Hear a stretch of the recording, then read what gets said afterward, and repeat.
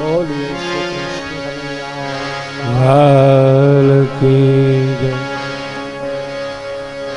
આપણા મંગલ આ કાર્યનો પ્રારંભ અત્રે ઉપસ્થિત બંને આપણા પરમ વંદનીય સંતો વેજલવાવથી પધારેલા પૂજ્ય લલિત બાપુ અને અહીંના જે આપણા આશ્રમના પૂજ્ય મહંત શ્રી બાપુ છે, ઘેવરિયા પરિવાર વતી બંને મહાનુભાવ મહંતોને પ્રાર્થના વિનંતી કે અહીંયા પધારી આપ દીપ પ્રાગટ્ય કરો, પછી આપણા આ ભગવત કાર્યનો આપણે બધા આરંભ કરીએ. આવો.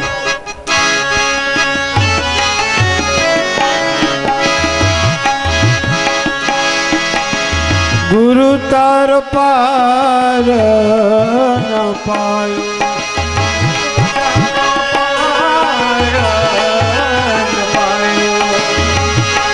ગુરુજી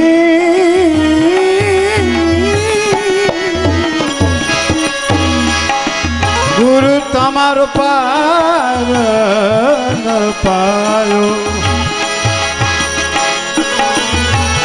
બોલીએ શ્રી ખોડાલ માત કી જય. પૃથ્વીના માલિક તારજો અવતારજો,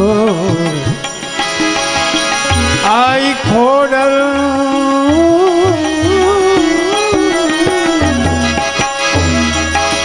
ગુરુ તાર પાર ન પાયો, ગુરુ તારો પાર ન પાયો. એ ન પાયો રામ, એ ન પાયો પૃથ્વીના એ હાવજના ધણી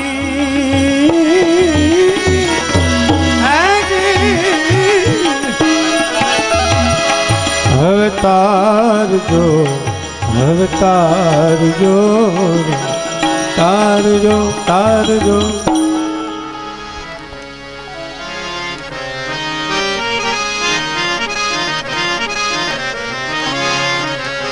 ઓમ સ્વસ્તિ શ્રી ગણેશાય નમો નમઃ. ઓમ સ્વસ્તિ શ્રી સરસ્વત્યે નમઃ.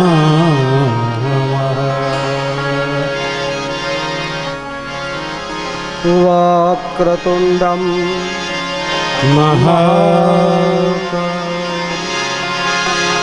સૂર્યકોટિ સમપ્રભા નિર્વિઘ્नं કુરુ મે દેવ સર્વકાર્યેષુ સર્વદા.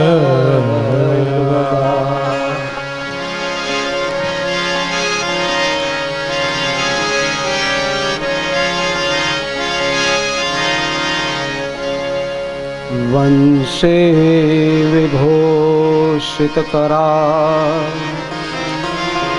નવનીરદાભા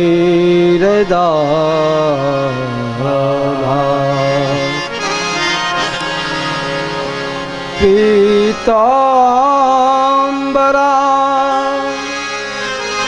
દરુણબિંબફલધરોષ્ટા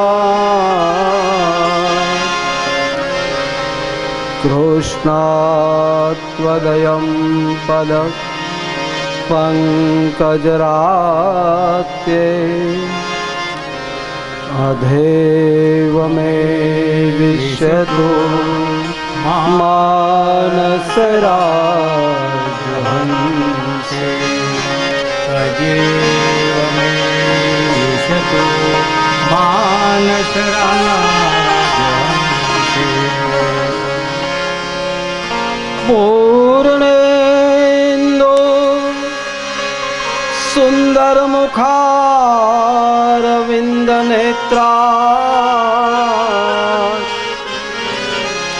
કૃષ્ણાત પરમ કિમપી તત્વમહં ન જાને.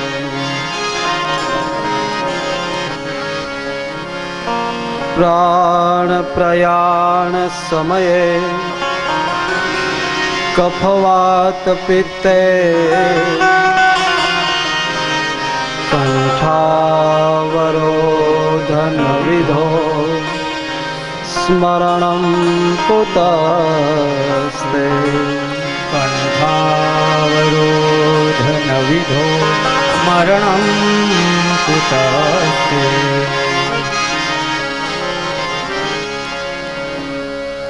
હરે રામ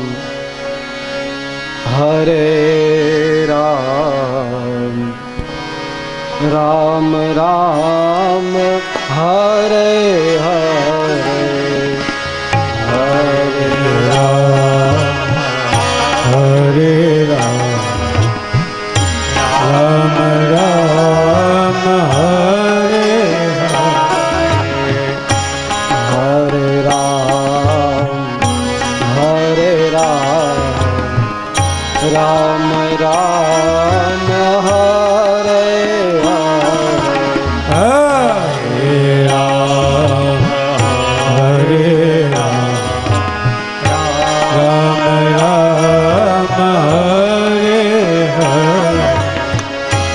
હરે કૃષ્ણ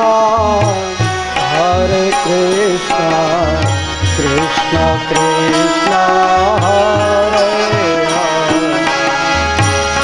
હરે હરે કૃષ્ણ કૃષ્ણ કૃષ્ણ હરે હરે. હરે કૃષ્ણ કૃષ્ણ કૃષ્ણ હરે હરે કૃષ્ણ કૃષ્ણ કૃષ્ણ હરે હરે. હરે રામ રામ રામ હરે હરે રામ હરે રામ રામ હરે હરે.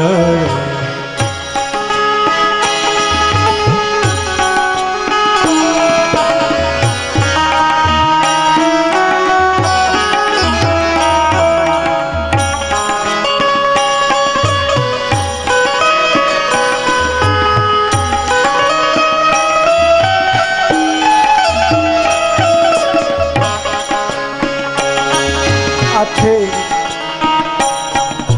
આપણા બધા માટે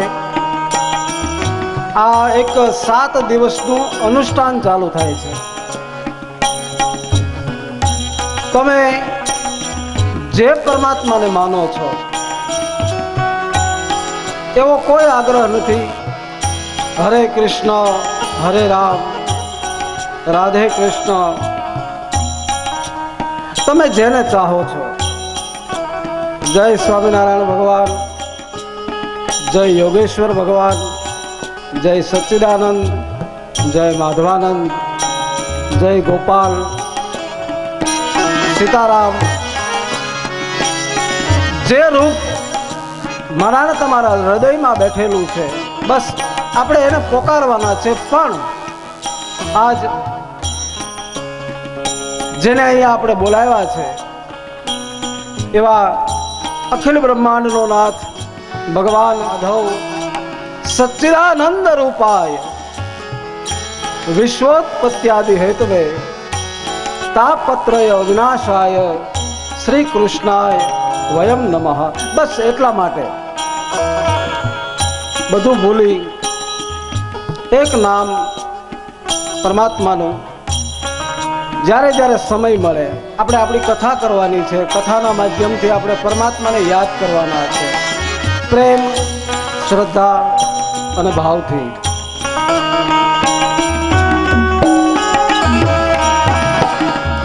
હરે કૃષ્ણ હરે કૃષ્ણ કૃષ્ણ કૃષ્ણ હરે હરે હરે કૃષ્ણ હરે કૃષ્ણ હરે કૃષ્ણ કૃષ્ણ હરે હરે કૃષ્ણ કૃષ્ણ હરે હરે.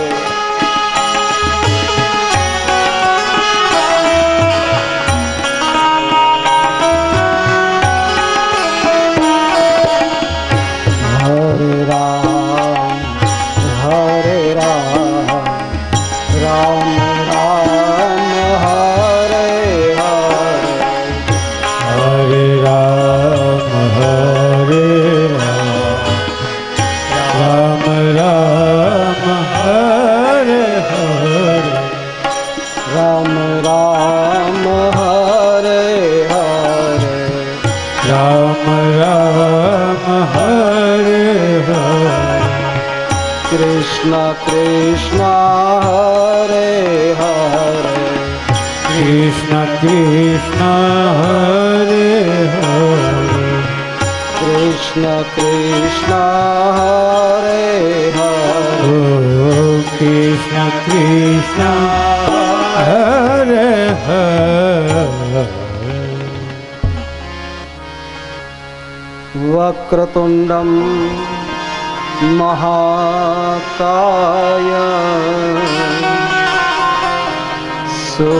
સૂર્યકોટિ સમાપ્રભ निर्विघ्नं कुरु मे देवो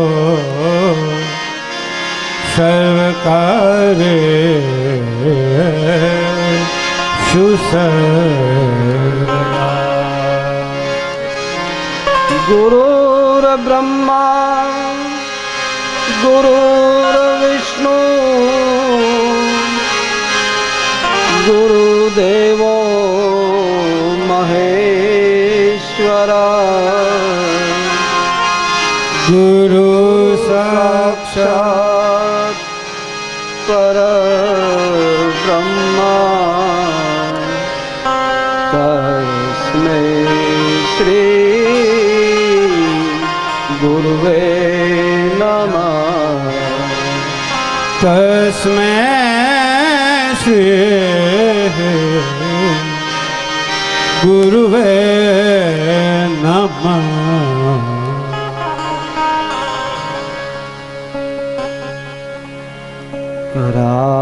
करारविन्दे न पदारविन्दम्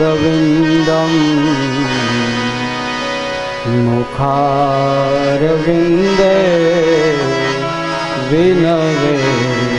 विनवेशयन्तम् वाटास्य पात्रास्य पुटेशयानम् बालं मुकुन्दं मनसा स्मरामि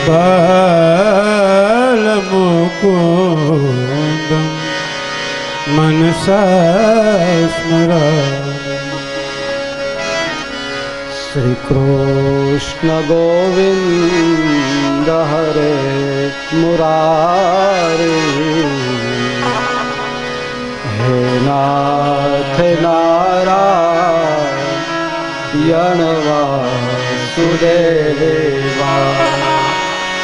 जिहवे मृत में देव गोविंद नामो डर माधवे जिहवे सदेवा भज सुंदराणी नामानि कृष्ण मनोहरा समस्त भक्तार्ति विनाशिनानि गोविंद दामोदर माधवे श्री गोविंद दामोदर माधवे श्री कृष्ण राधा वर गोकुलेश गोपाल गोवर धननाथ वेश जिहवे पिबस्वा मृत में देव गोविंद दामोदर माधवे गोविंद दामोदर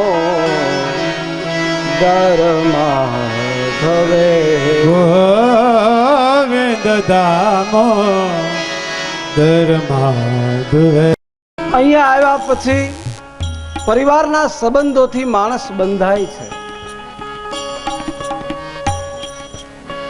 પણ જ્યારે આ શરીરમાંથી પ્રાણ જાય પછી આ શરીર સાથે કોઈ સંબંધો નથી. કોઈને જોવો, જ્યાં સુધી આમાં જીવ છે ત્યાં સુધી આપણે કોઈના ભાઈ છીએ, કોઈના દીકરા છીએ, કોઈના પતિ છીએ, પણ જીવ ગયો શરીરની કોઈ કિંમત નથી. ઉદ્ધવ ત્યારે ઉદ્ધવ ભગવાનને કહે છે, પ્રભુ હું એકલો જીવી નહીં શકું, મને કંઈક આધાર આપો. અને ત્યારે ભગવાન શ્રી કૃષ્ણ પોતે ઉદ્ધવને કહે છે, બાપ જા, તને વચન આપું છું કે તને જ્યારે જ્યારે મારી યાદ આવે, બસ બાપ તું આ ભાગવતના ગ્રંથને ખોલજે, તને એમાં મારું રૂપ બતાશે. જા, આ એ ભાગવત છે. પરમાત્મા ખુદ ભાગવતમાં સમાઈ ગયા છે. અને એટલા માટે વિચાર કરો કે આપણા મૃત પિતૃઓને મુક્તિ આપી દે. આ ગ્રંથમાં કેટલી તાકાત છે. 3 પેઢી નહીં, 7 પેઢી નહીં, પણ ભાગવત તો ત્યાં સુધી કહે છે કે જેના આંગણામાં ભાગવતના શ્લોકનું ગાન થાય એના 71 પેઢીના પિતૃઓને મુક્તિ મળી જાય. બાપ, આ તાકાત છે આ ગ્રંથની, આ શ્લોકની. એનું કારણ આ પરમાત્માનું વાંગમય સ્વરૂપ છે. કથા આવશે મહાત્મામાં, પરમાત્માએ પોતાના કયા અંગને કયા સ્કંદમાં છુપાવ્યું છે. તો આવું આપણું સદભાગ્ય છે બાપ કે આપણે બધા આ એક દિવ્ય શાસ્ત્રના પ્રસાદનું પાન કરવા માટે ભેગા થયા છીએ. કથાના મંડપમાં જ્યારે તમે આવો છો બાપ, ત્યારે મનના જે વિચારો છે ને એને મંડપની બહાર મૂકી દેવાના. અહીંયા આવ્યા પછી આપણા મહેમાનો આવશે, આપણા સગા આવશે, આપણે એને આવકારો દેવો પડશે. આ બધું આ એક કથામાં વિઘ્ન છે. જ્યાં આપણું મન કથામાં સ્થિર થયું હોય ત્યાં કોઈક સમાચાર આવે કે આપણા મહેમાન આવ્યા, બસ. તો આવું કોઈ વિઘ્ન આપણા આ સત્સંગમાં આપણને વિક્ષેપરૂપ ન બને, બસ એવા સતત પ્રયત્ન કરી અને આપણે કથામય બનવું છે. સંસારના જે સુખો છે એ સુખ ક્ષણિક છે બાપ. તમને કોઈ ખાવાની વસ્તુ ખાવાની ઈચ્છા થાય, તમે ફોન કરીને ઘરે કહી દો કે ભાઈ આજ મને આજ બપોરે જમવાની ઈચ્છા છે, મારા માટે આ વસ્તુ બનાવજો. તમને ભાવતી વસ્તુ બને, તમે ઘરે જાઓ, જમવા બેસો, તમને ખૂબ આનંદ આવે કે આજ ઘણા સમય પછી મને મારી ભાવતી વસ્તુ ખાવા માટે મળી. પણ આ તમારો આનંદ છે એ ટકે ક્યાં સુધી? કેટલો સમય? તો એવો કયો આનંદ છે કે જે એકવાર જીવનમાં મને તમને પ્રાપ્ત થાય ત્યાર પછી આનંદનો ક્યારેય વિનાશ ન થાય? તો એ આનંદ છે પરમાત્મા ભગવાન શ્રી કૃષ્ણનું નામ. અને એટલા માટે જ મહાત્માના પહેલા શ્લોકમાં ભગવાન વ્યાસજી કહે છે सच्चिदानंदरूपाय विश्वोत्पत्त्यादिहेतवे सच्चिदानंद रूपाय विश्वोत्पत्त्यादि हेतुवे तापत्र अविनाशाय श्री कृष्णाय वयं नमः। श्री कृष्णाय वयं नमः नमः नमः। તો સંસારના સુખોનું પૂર્ણ વિરામ એટલે પરમાત્માનું શરણ. બસ તુલસીદાસે ત્યાં સુધી કહી દીધું કે મતિ મંદ હું તુલસીદાસ, જ્યારે રામના શરણમાં ગયો ત્યારે મને પરમ વિશ્રામ મળ્યો. બસ ત્યાં સુધી તો તુલસીદાસજી પણ જો સંસારના સુખોના ભૂખ્યા હતા. બસ એક ઠોકર લાગી. તુલસીદાસજીના પત્નીનું નામ છે રત્નાવલી. ખૂબ સુંદર છે. લગ્ન થયા, પત્નીના મોહમાં, પત્નીના પ્રેમમાં તુલસીદાસ એટલા બધા અંધ બન્યા છે કે એક ક્ષણ પણ પત્ની વગર ન રહી શકે. એમાં એક વાર એવું બને કે રત્નાવલી પોતાના પિયર જાય છે. તુલસીદાસજીને પોતાની પત્નીની યાદ આવી. સાંજનો સમય, ચોમાસાના દિવસો, આકાશમાં ભયંકર વાદળા, વરસાદ ચાલુ. પત્નીને મળવા માટે નીકળે છે. સસરાનું ગામ આવ્યું. ગામના પાદરમાં એક નદી, બે કાંઠે ભયંકર પ્રવાહ વહે નદીનો. વિચાર કરે મારા પત્નીને મળવા જવું કેમ? અને એ વખતે નદીમાં એક હાડ પિંજર તણાતું આવતું હતું ને તુલસીદાસ વિચારે કર્યું કે આ કંઈક લાકડાનો ટુકડો છે, એના ઉપર બેઠા નદીના સામે પાર ગયા. સાંજનો સમય, સસરાનું ઘર આવ્યું. દરવાજો બંધ છે. દિવાલ પાસે નજર કરી દોરડું લટકતું હતું.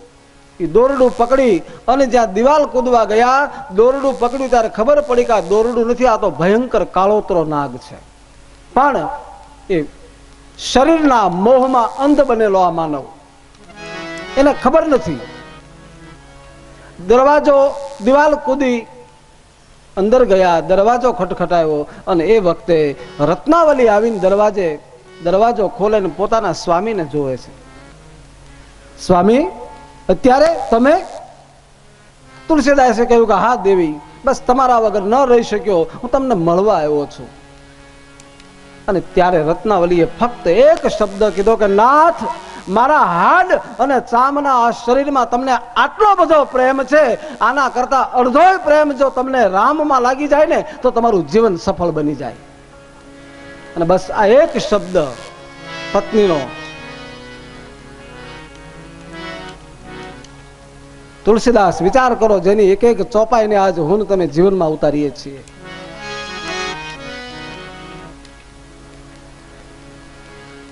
તો બસ આ કથાના માધ્યમથી મારા તમારા જીવનમાં કંઈક નવી ચેતના પ્રગટે. કથાને કાનથી નથી સાંભળવાની બાપ.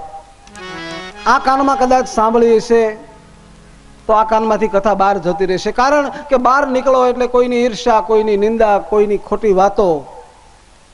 પણ જો કથાને હૃદયથી સાંભળી હશે તો એ મારા તમારા જીવનમાં કંઈક આપણને ક્યારેક એ વસ્તુ યાદ આવશે. પરમાત્માની આપણા પર કેટલી બધી દયા છે કે આપણને આવો અમૂલક માનવ દેહ મળ્યો છે. આવો માનવ દેહને આપણે સાર્થક કરવો છે. મનુષ્ય જીવન આપણે સફળ બનાવવું છે.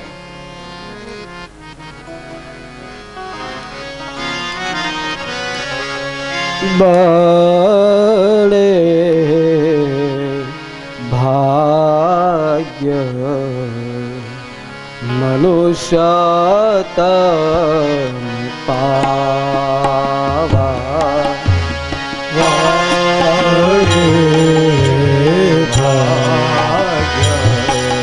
મનુષ્ય તન પાવા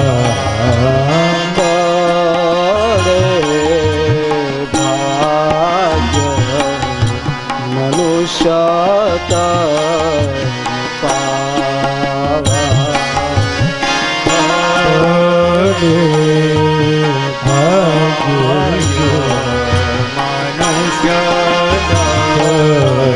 પાવા સુર દુર્લભ સબ ગ્રંથ નિગાવા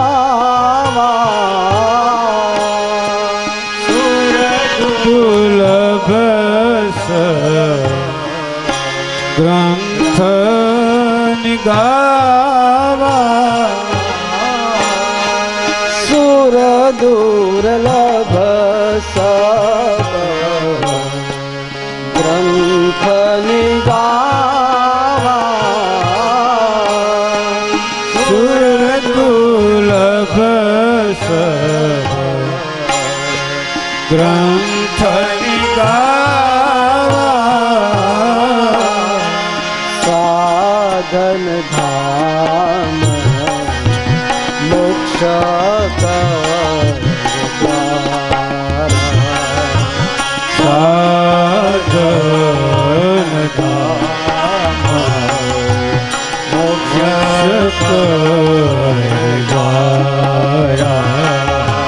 મોક્ષ સાધન ધામ મોક્ષ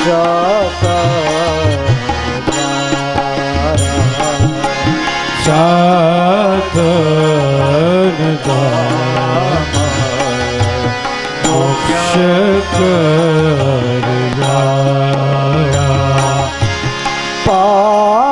પાઈન જેહી પર લોક સવારા પાઈન જેહી લોક સવારા પાઈન જેહી પર લોક સવારા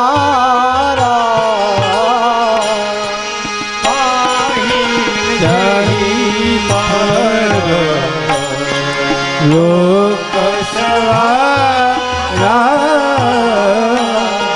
શ્રી કૃષ્ણ ગોવિંદ હરે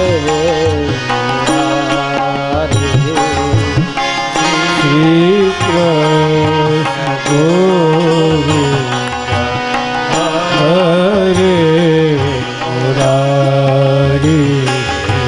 શ્રી કૃષ્ણ ગોવિંદ હરે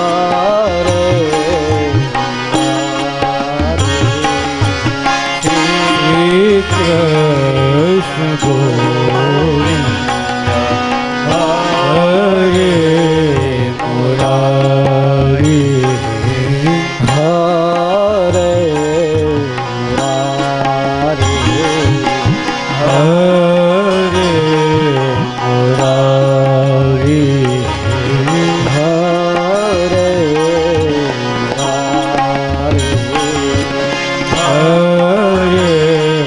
મુરારી. અને બીજી એક વાત, ભાગવતમાં એક બહુ સરસ પ્રમાણ આપ્યું છે, આપણા માટે એક આનંદની વાત છે. કદાચ આ બધાએ ઘણી કથાઓ તો સાંભળી જશે, પણ જો તમને આ પ્રસંગ યાદ હોય તો, અને એકવાર આ વસ્તુ સમજાઈ જાય ને પછી મગજમાંથી જે એક મોટામાં મોટી આપણને બધાને બીક છે એ બીક વહી જશે. આપણે બધાને કઈ બીક છે?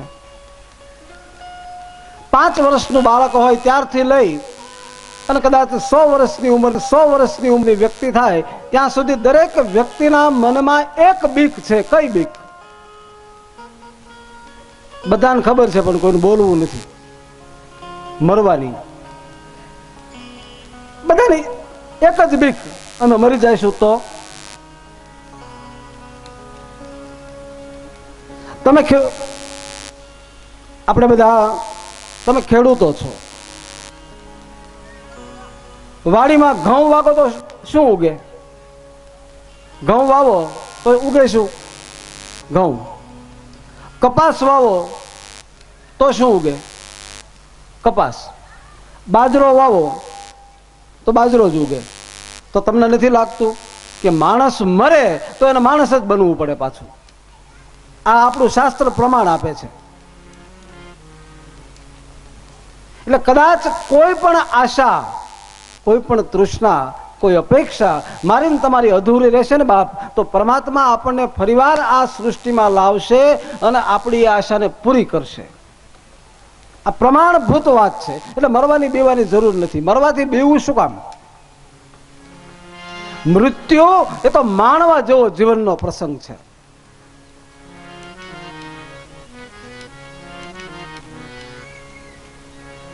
અને આ જગતમાં જન્મ લીધો છે બાપ તો મરવાનું છે જ. માણસને મૃત્યુ રડાવે છે, પણ એના માટે આપણા કવિઓએ બહુ સરસ શબ્દો કીધા છે કે માણસની પાછળ રડે છે એનું એક જ કારણ.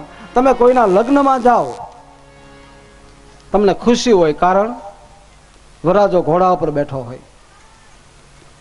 તમે બીજા કોઈ પ્રસંગમાં જાઓ, પ્રસંગમાં જાઓ તો એ વ્યક્તિની હાજરી ત્યાં હોય છે, તમને એ આવકાર આપે. પણ આ એક જ પ્રસંગ એવો જીવનમાં છે. રડ્યા સૌ બેફામ મારા મોત પર એટલા માટે. રડ્યા સૌ બેફામ મારા મોત પર એટલા માટે, કારણ પ્રસંગ મારો હતો ને હાજરી મારી નહોતી. જેના નિમિત્તે હું તમે જઈએ છીએ એ વ્યક્તિની હાજરી ન હોય. બસ આજ મને તમને એની યાદ રડાવે. દરેક પ્રસંગમાં વ્યક્તિ હાજર હોય, પોતાના 12માં હાજર ન હોય. આ આપણા જીવનની કરુણા જો તમે. બસ તો રામકથા માણસને જીવન જીવતા શીખવાડે છે, અને જ્યારે આ ભાગવત માણસને મરતા શીખવાડે છે કે કેવું જીવન જીવશો તો મારું તમારું મૃત્યુ સુધરી જશે. આ મરતા શીખવાની પાઠશાળા છે. શાસ્ત્ર મને તમને જીવનમાં કંઈક આપે છે બાપ. એક દાદા 80-85 વર્ષની ઉંમરના રેલવે સ્ટેશને બાકડા ઉપર બેઠા હતા અને બેઠા બેઠા એ રામચરિત માનસ વાંચતા હતા, રામાયણ. એમાં નવા પરણેલા 2 યુગલ પતિ પત્ની ત્યાં આવે દાદાની આગળ, બાજુમાં બેઠા અને પૂછ્યું કે દાદા શું કરો છો? દાદાએ કીધું કે ભાઈ હું આ રામાયણ વાંચું છું. એટલે પેલા એ પ્રશ્ન કર્યો યુવાને કે દાદા તમે વાંચો એનો મારો કોઈ વિરોધ નથી, પણ આ અમને બધાને દેખાડવાની શું જરૂર છે? આ તમે ઘરે બેહીને ન વાંચી શકો? બહુ સરસ વાત. દાદાએ કીધું કે ભાઈ આ તો અમારા રસનો વિષય છે, મને ગમે છે, હું વાંચું છું. તને કાંઈ તકલીફ? કે મને કાંઈ તકલીફ નથી, મને આમાં વિશ્વાસ નથી, હું વાંચતોય નથી. દાદાએ કીધું કાંઈ વાંધો નહીં ભાઈ, તને રસ નથી, તને વિશ્વાસ નથી, પણ મને વિશ્વાસ છે.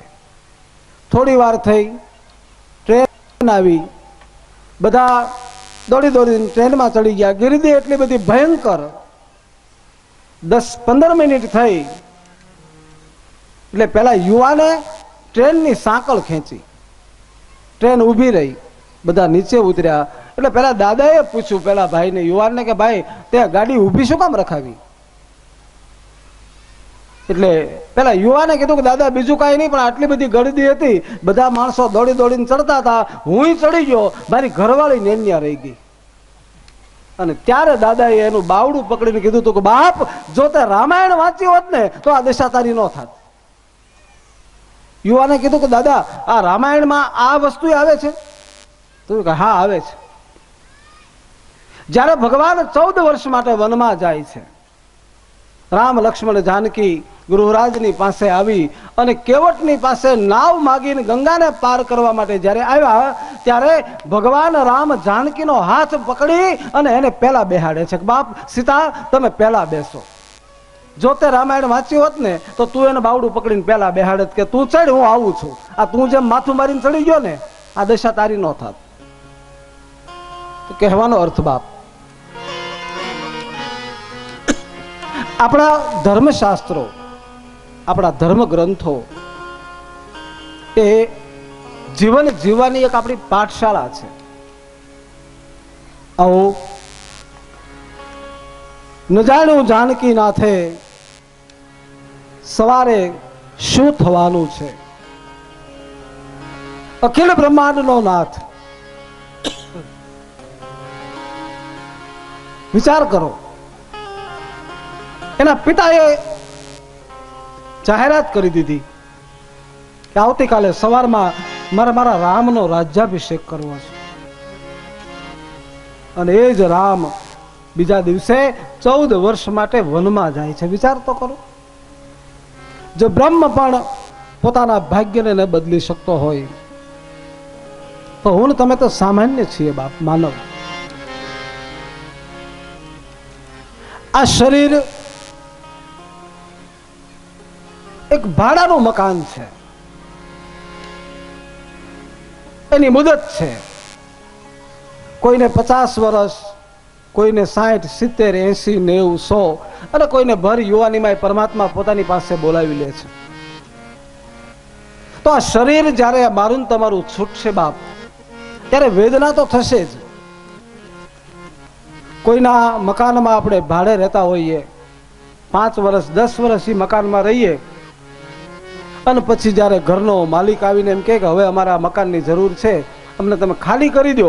આપણને ખબર છે કે આપણું નથી અને છતાંય જો એ મકાનને ખાલી કરતી વખતે આપણને દુઃખ થતું હોય તો જે શરીરમાં આપણો આત્મા 100 વર્ષ સુધી રહ્યો હોય અને એ ખોળિયું જ્યારે છોડવાનો સમય આવે બાપ ત્યારે માણસને દુઃખ થાય, વેદના થાય.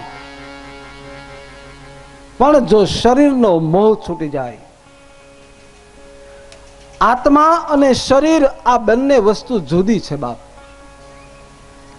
દેહ નાશવંત છે, આત્મા અમર છે. બસ એને ખાલી ખોળિયું બદલાવવાનું છે. જેમ આપણે સવારમાં નાઈ અને કપડાં બદલીએ બસ એમ આ આત્મા આ શરીર છોડી અને બીજા ખોળિયામાં પ્રવેશ કરે છે બાપ.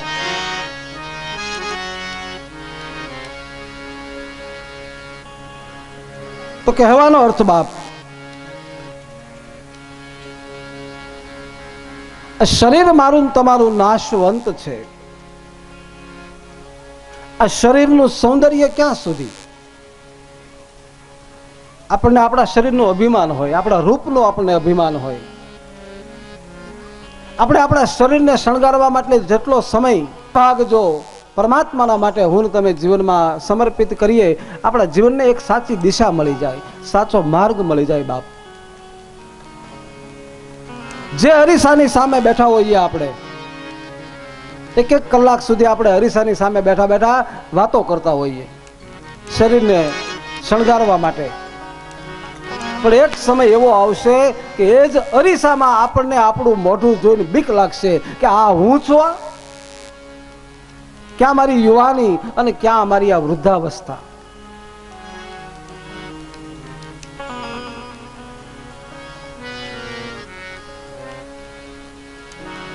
જ્યાં સુધી આત્મતત્વ ન ઓળખાય બાપ, આવો આત્મતત્વને પારખવાના આપણે પ્રયત્નો કરવાના છે. એને ઓળખવાની થોડીક મહેનત કરવાની છે અને એ મહેનત આપણી ત્યારે જ સફળ થાય જ્યારે જીવનમાં કોઈ સદગુરુ મારો તમારો હાથ પકડે. એટલા માટે જરૂર છે કોઈ સદગુરુની બાપ. સંત ચરિત સૂત કપાસુ નીરસ બિસદ ગુણમય જાસુ. નીરસ વિશદ ગુણમય જાગ.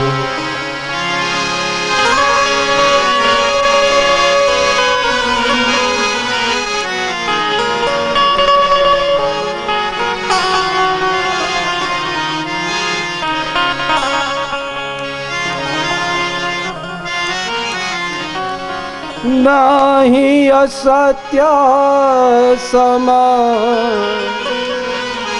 પાતક દૂજા ગિરિ સમ હોય કે કોટિક ગુંજા. ગિરિ સમ કોઈ કોતુક દૂજા. બસ તો આ માટે જરૂર છે સત્યનો આશરો લ્યો.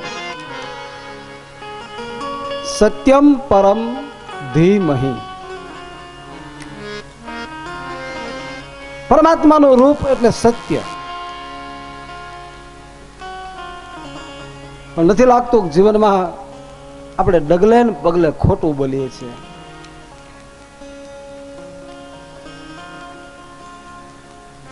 બસ એક મનમાં સંકલ્પ કરો. જીવનમાં કદાચ ગમે એટલા પ્રશ્નો આવશે, હું મારા જીવનમાં સત્યનો માર્ગ ક્યારેય છોડીશ નહીં. જીવનમાં સત્ય જ્યારે તમે પકડશો ત્યારે થોડો સમય મુશ્કેલી આવશે, કારણ કે અસત્યની વચ્ચે જ્યારે તમારે સત્યનું સ્થાપન કરવું છે તો એની સામે લડવા માટે તમારે બહુ પ્રયત્નો કરવા પડશે. પણ એકવાર સત્ય તમારા હાથમાં પકડાઈ ગયું પછી શિવ તત્વને પકડતા વાર નહીં લાગે. અને શિવનો અર્થ છે કલ્યાણ. મારી તમારી ગતિ છે પરમાત્મા શિવને મળવા માટેની. પરમાત્મા શિવનો અંશ છે માનવ, આ આત્મા. ભગવાન કહે છે કે હું સ્વર્ગમાંય નથી, હું વૈકુંઠમાંય નથી, હું કૈલાસમાંય નથી. નાહમ વસામી વૈકુંઠે ના સ્વર્ગે ચ. નાહમ વસામી વૈકુંઠે ના સ્વર્ગે ચ. યત્ર ગાયંતી મમ ભક્ત્યા તત્ર તિષ્ઠામિ નારદ. બસ મને તમે જ્યાં બોલાવો ત્યાં હું પ્રગટ થાઉં છું. મારા માટે કોઈ મારું ધામ છે જ નહીં. તમારે મારી પાછળ ક્યાંય દોડવાની જરૂર નથી. બસ ખાલી મારા નામનો પોકાર કરો. હરિ વ્યાપક સર્વત્ર સમાના પ્રેમ સે પ્રગટે હોઈ મેં જાના. પ્રેમત પ્રકટ હોય મેં જાના.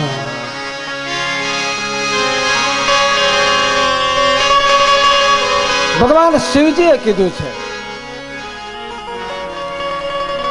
સર્વત્ર વ્યાપક છું, અણુ અણુમાં કણ કણમાં મારો નિવાસ છે. અને એટલા માટે તો આપણા ભક્તો, આપણા કવિઓ પરમાત્માને યાદ કરી કરીને તમે જુઓ એના કેવા પદો ગાયા છે. વૃંદાવનના કણ કણ બોલે શ્રી રાધા રાધા. હો વૃંદાવનના કણ કણ બોલે શ્રી રાધા રાધા.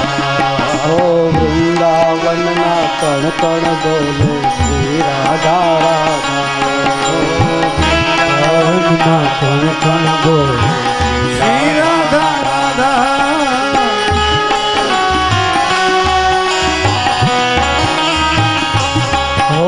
શ્રી રાધા રાધા. શ્રી રાધા રાધા. ઓ શ્રી રાધા રાધા. શ્રી રાધા રાધા.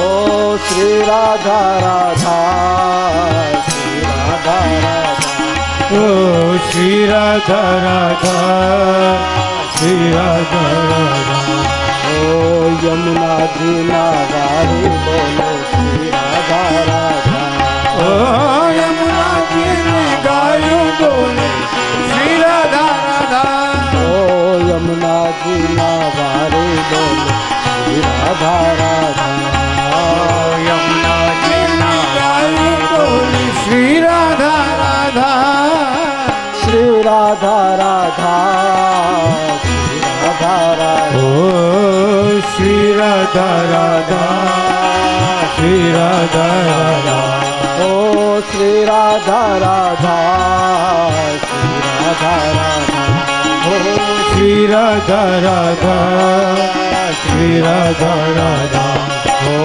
વૃંદાવનના કણ કણ બોલે શ્રી રાધા રાધા ઓ વૃંદાવનના કણ કણ બોલે શ્રી રાધા રાધા ઓ વૃંદાવનના કણ કણ બોલે શ્રી રાધા રાધા વૃંદાવનમાં કણ કણ બોલે શ્રી રાધે શ્રી રાધે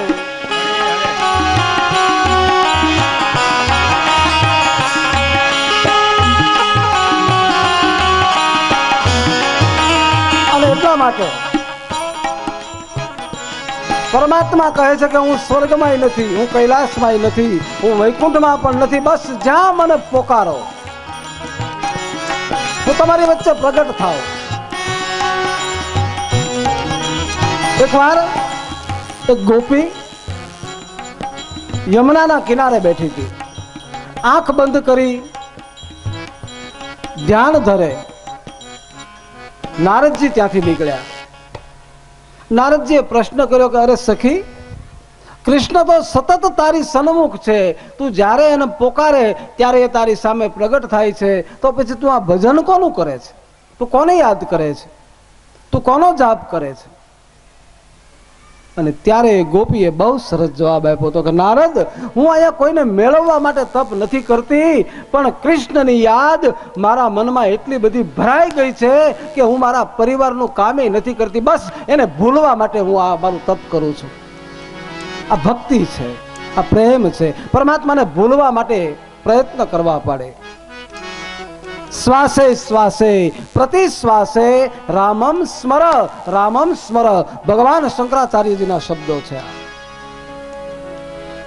જગતગુરુ શંકરાચાર્ય કે હે જીવ, તું તારા પ્રત્યેક શ્વાસે પરમાત્માને યાદ કરજે, કારણ એકવાર તે જે શ્વાસ બહાર કાઢ્યો એ તું ફરીવાર લેવાનો છે કે નહીં એની તને ખબર નથી, અને એકવાર અંદર લીધેલો તારો શ્વાસ પાછો બહાર આવશે કે નહીં એની તને ખબર નથી. તો તું એમ કેમ કહી શકે કે હજી તો 7 દિવસ કથાના છે, આપણે આજ ન ગયા તો કાંઈ વાંધો નહીં, કાલ જઈશું. કાલની ખબર છે મને ને તમને? નહીં બાપ. ન જાણ્યું જાનકી નાથે સવારે શું થવાનું છે. જેટલું લૂંટાય જેટલું લેવાય, આજ અવસર આવ્યો છે આપણા આંગણે, બને એટલો આપણે એને માણી લેવાનો છે. ઈશ્વર આપણને 100 વર્ષનું આયુષ્ય આપે એનો કોઈ વાંધો નથી, પણ બાપ આ શરીર છે આનો કોઈ ભરોસો નથી. અને એટલા માટે જ ભગવાને કીધું છે તમારે ક્યાંય જવાની જરૂર નથી, ન યાત્રા કરો, ન તપ કરો, ન જટા વધારો, ન ઉપવાસ એકટાણા કરો, બસ મારો આશ્રય કરો, ખાલી મને યાદ કરો. જે મને યાદ કરશે ને એને હું ક્યારેય નહીં ભૂલું, ભગવાન કહે છે. પણ આપણને બધાને તમે જો યાદ છે નહીં આવે, અંગો છે, એનું રૂપ છે. અને એટલા માટે આ માનવ શરીર એક પરમાત્માનો અંશ છે, પરમાત્માનું રૂપ છે બાપ. જ્યાં સુધી હું ને તમે આપણી જે ભૌતિક કામનાઓ છે, સુખ સંપત્તિ અને એ ભોગવવા માટેના જે સાધનો છે, એની પાછળ જ્યારે હું તમે દોડીએ છીએ, આપણું એક લક્ષ્ય બની ગયું. જુઓ તમે કે પૈસો મારો પરમેશ્વર, પૈસો મારો પરમેશ્વર અને બૈરી મારી ગુરુ, છોકરા મારા શાલિગ્રામમાં, મારે સેવા બીજા કોની કરવી, બધું મારા ઘરમાં ને ઘરમાં જ. પણ બાપ, પૈસો સાધન છે. પૈસાથી બંગલો બનશે, પૈસાથી મોટી મોટી ઇમારતો બનશે, પણ જ્યાં સુધી પરમાત્માની કૃપા નહીં થાય ત્યાં સુધી બંગલામાં આપણને શાંતિ નહીં મળે. પૈસો સાધન છે, એનાથી તમે બધી વસ્તુઓ વસાવી શકો, પણ એ સાધ્ય નથી. પણ જ્યાં સુધી પ્રેમનો પાયો મારા ને તમારા પરિવારમાં નહીં આવે ત્યાં સુધી આપણો પરિવાર છે એ મંદિર નહીં બને. પરિવારને જેને મંદિર બનાવવો છે, બસ એને એક જ કામ કરવાનું, ઘરમાં પ્રેમનું વાતાવરણ પ્રગટાવો. બાપ, તમે જો આપણના ઘરની અંદર રહેનારા એક બીજા વ્યક્તિઓ ઉપર આપણને વિશ્વાસ નથી કોઈને.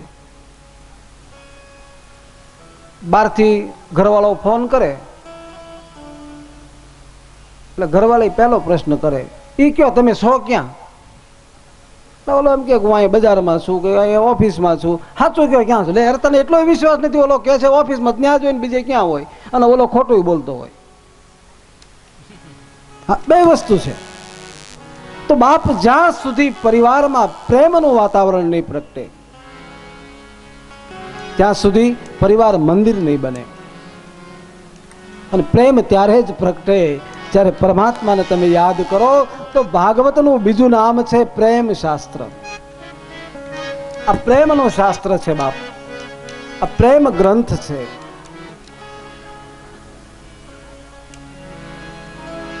શ્યામ વિના વ્રજ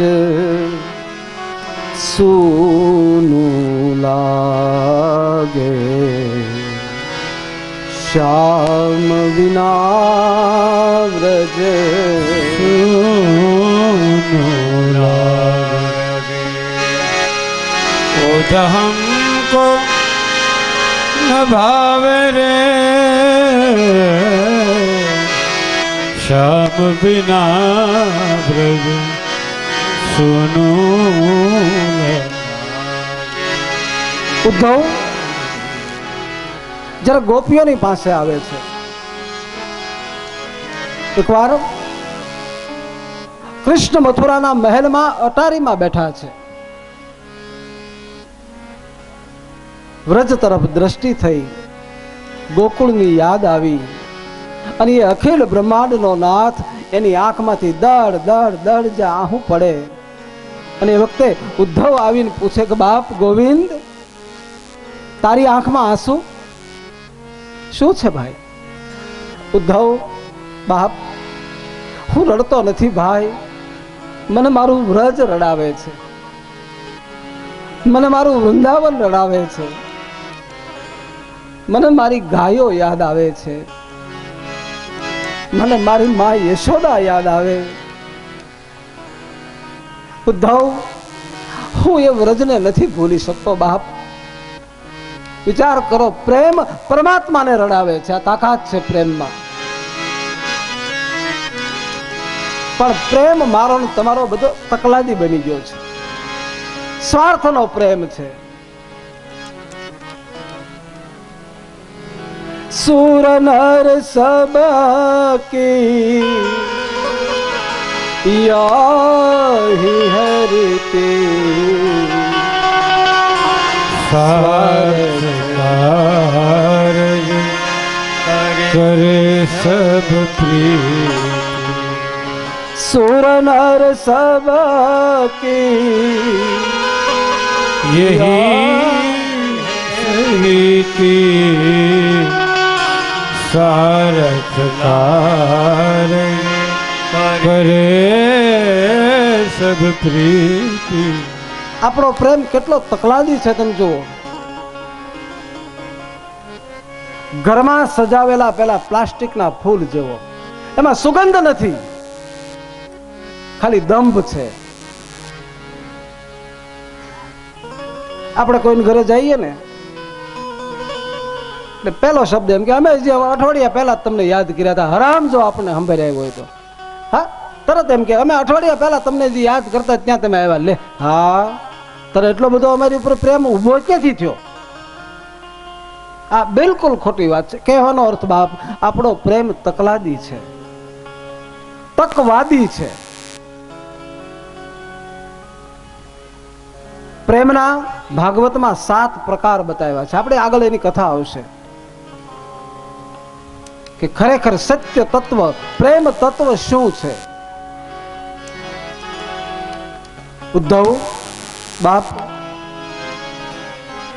મને માં યશોદાની યાદ આવે છે.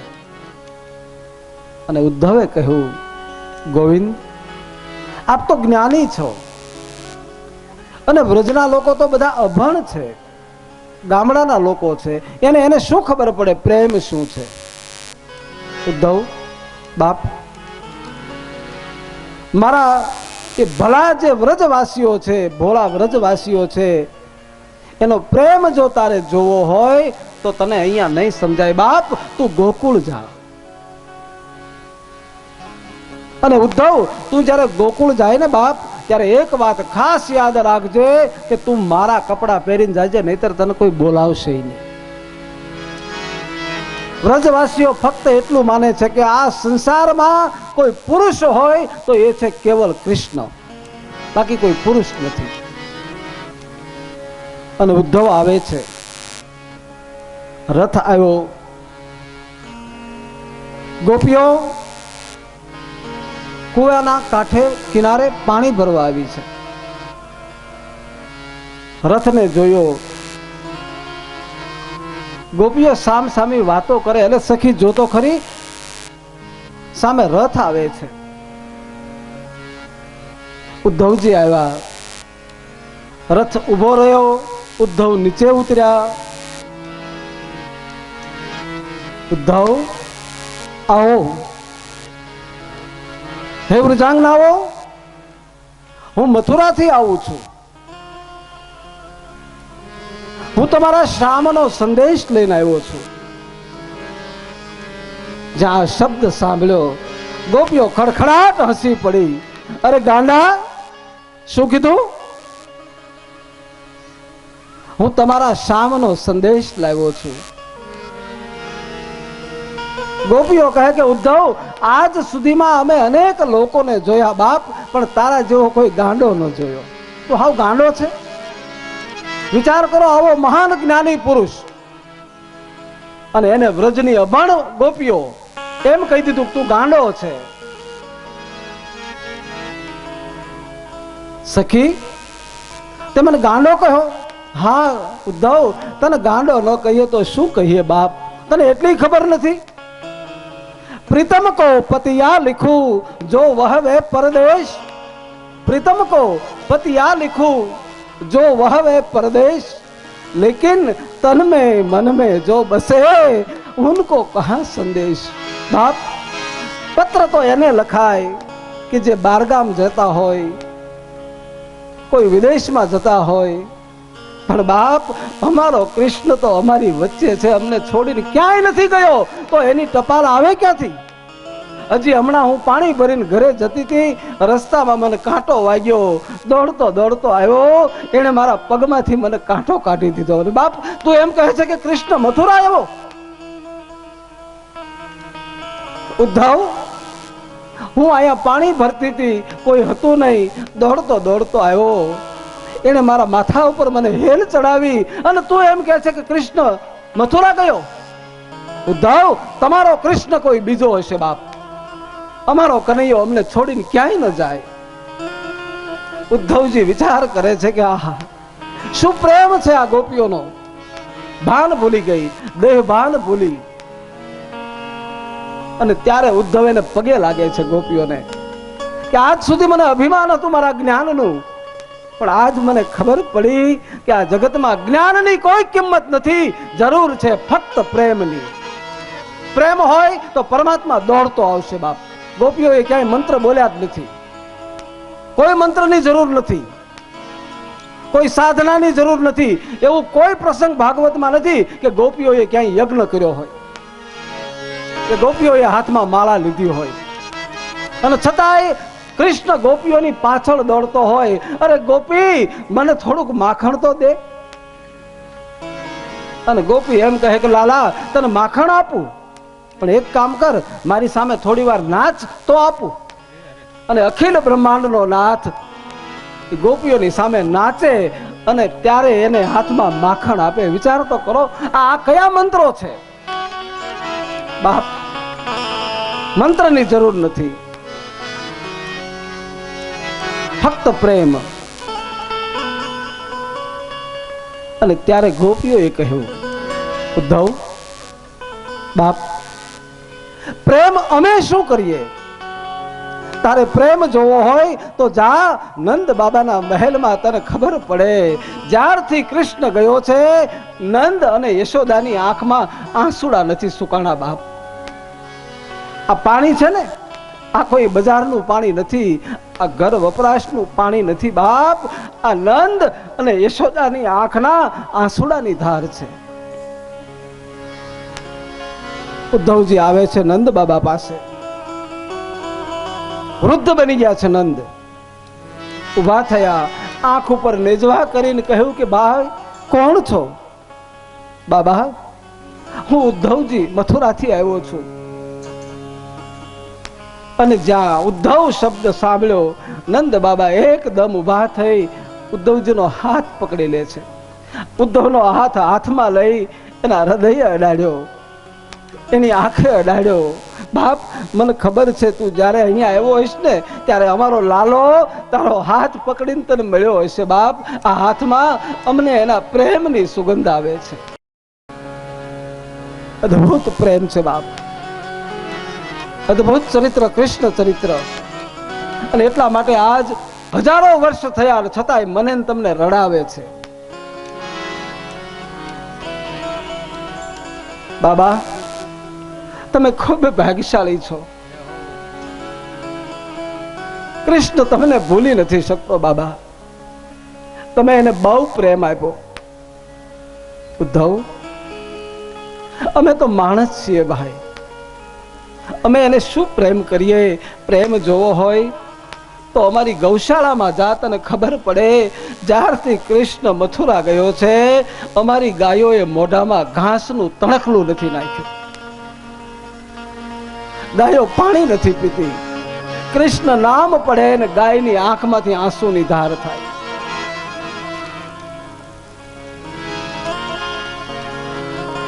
જ્ઞાનની દીક્ષા દેવા આવવા માટે આવ્યો તો આ માણસ ગોપીઓને. 6 મહિના રોકાણો મથુરાથી ગોકુળ આવીને, અને ગોપીઓની પાસે એને પ્રેમની દીક્ષા લીધી. તો કહેને કા અર્થ મેરે ભાઈ બહેન, બસ પ્રેમ પરમાત્માને કરો. આ સંસારના સંબંધો છે એને મારે તમારે નિભાવવાના જ છે. પતિ હોય, પત્ની હોય, બાળકો હોય, મા બાપ હોય, આ એક જે બંધનથી હું તમે બધા બંધાયા છીએ એ બધા સંબંધો આપણે નિભાવવાના છે જ. એમાં ક્યાંય દગો, વિશ્વાસઘાત કે બેવફાઈ નથી કરવી. પણ એક વસ્તુને મનમાં યાદ રાખજો કે મારો અંતિમ કોઈ સગો હોય, મારો કોઈ સ્નેહી હોય તો એ છે મારો શામળિયો. નરસિંહ મહેતાને કોઈ એમ કીધું કે મહેતાજી તમારા એકના એક દીકરા શામળ શાહનું મોત થયું. અને તેથી નરસિંહ એમ કીધું કે બાપ એ તો મારો હરી કરે હોય, એની ઈચ્છા હતી, એને આપ્યો, એને લઈ લીધો. થોડો સમય ગયો, નરસિંહ મહેતાના પત્ની માણેક મહેતી એનું મૃત્યુ થયું. કોઈ ભક્તોએ આવીને કહ્યું કે મહેતાજી માણેક મહેતીનું આજ મરણ થયું. અને તેથી નરસિંહ મહેતાએ એમ કીધું હતું કે બાપ ભલું થયું અને ભાંગી જંજાળ, હવે હેતે ભજશું શ્રી ગોપાલ. આ એક મારો સ્વાર્થનું બંધન હતું, એ છૂટી ગયું. આ જીવન છે.